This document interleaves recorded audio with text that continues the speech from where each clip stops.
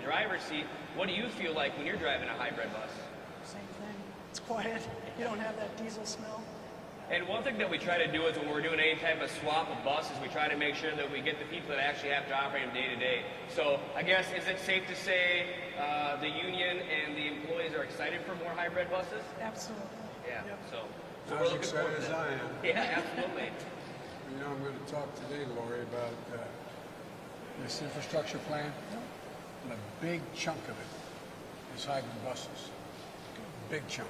Yep. And, you know, what people don't realize is you got 450,000, for example, school buses out there. We're going to turn into electric buses. Right. But guess what? All those kids getting on those buses, they get those diesel fumes like you do. Right. Significantly causes asthma, air pollution, a whole range of things. So not only is it better, runs better, and we're putting in these charging stations as well, God willing, if we pass this bill, but it's going to change the way in which we get around. And they're so damn quiet.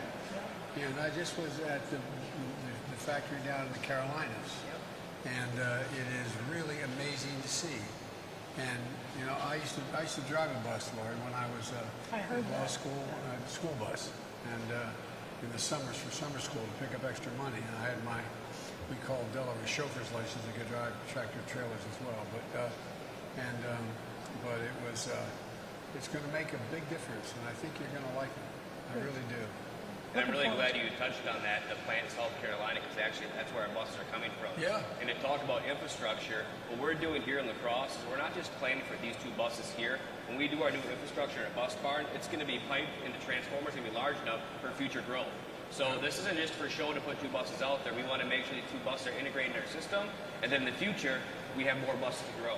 So, and to keep going with infrastructure, I'd like to show you a couple things over here, but I just want to say thank you again to Lori for everything that she does, and there's a reason why she's sitting here today. So, I really mean it. Thank you very much. Thank you. Appreciate it. Yep. Thanks for coming. so over here is kind of that more infrastructure part, and really what I'd like to touch on is that the importance that transportation and infrastructure tie in together hand in hand. So in order to make sure that we have The road ain't cleared. It ain't going nowhere.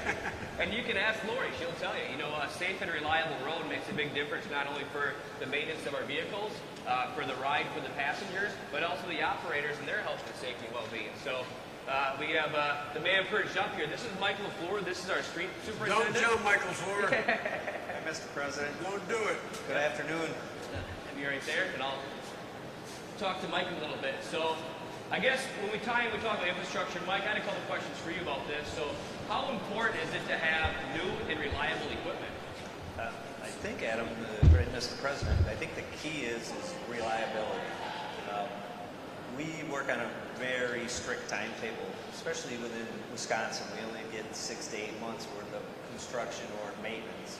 So time is critical. We spend a considerable amount of time planning and coordinating everything. And if we don't have reliable equipment, something breaks down or we don't get things done in a timely manner, it's a domino effect of projects get put off to the following year, things like that. So would it be safe to say that solid equipment, reliable equipment makes you more efficient? Absolutely. What kind Reliable of- equipment is key because it's just when we're not getting things done, it snowballs. Tell me, what kind of winter did you have last winter? Actually, it wasn't too bad the first part. The second part, it made up for it. So what are you repairing the most when you're out there in the local highway system? Potholes from the winter? Oh, absolutely. Wintertime, that is a never-ending battle in Wisconsin with the cold freeze. Yeah.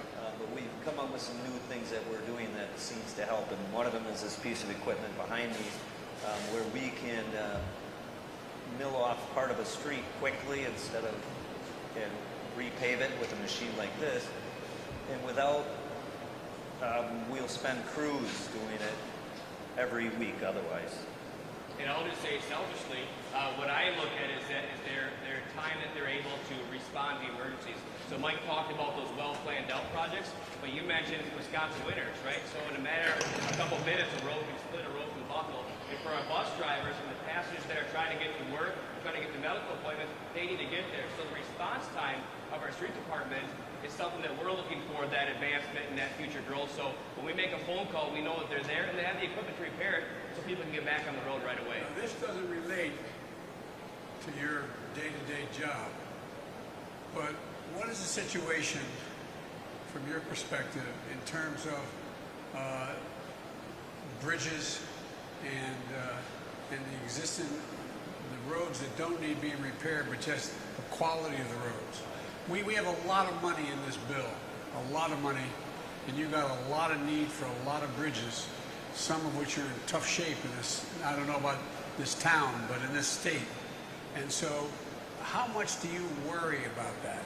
Oh, I think that's our major hurdle right now is at least here locally for us, is bridge maintenance, road maintenance. I can't speak for the utilities, but I'm sure there's part of that in there, but definitely our infrastructure, maintenance, that Yep. we lag in that. We need to Well, improve by the that. way, everybody around the country does, big time. Yep. Over 10,000. There's thousands of bridges that, well, people don't realize, if you have a bridge going across even a stream, not a big bridge, and you can't take a truck across it because of the weight, and your fire department's on one side, it's going to take a lot of people get lost. Some places it takes up to another 35 minutes to be able to get around. And so it really matters. And we're going to be doing a lot of this bill passes, because of your governor's help and because of Ron's help here. I think we're going to get it passed, and it's going to mean a lot overall to the quality of your roads and maintenance of your bridges and tunnels. And so it's a big deal. And there's a lot of departments that are excited about it. Not just our street department, our buses, but our police, our fire utilities. Like Mike said, the domino effect, that if we can get this fixed, we can do a lot of good things citywide. So I appreciate it, Mike. Thank you for that time and that explanation. So, Stay safe. absolutely. Yeah, let's call this in for right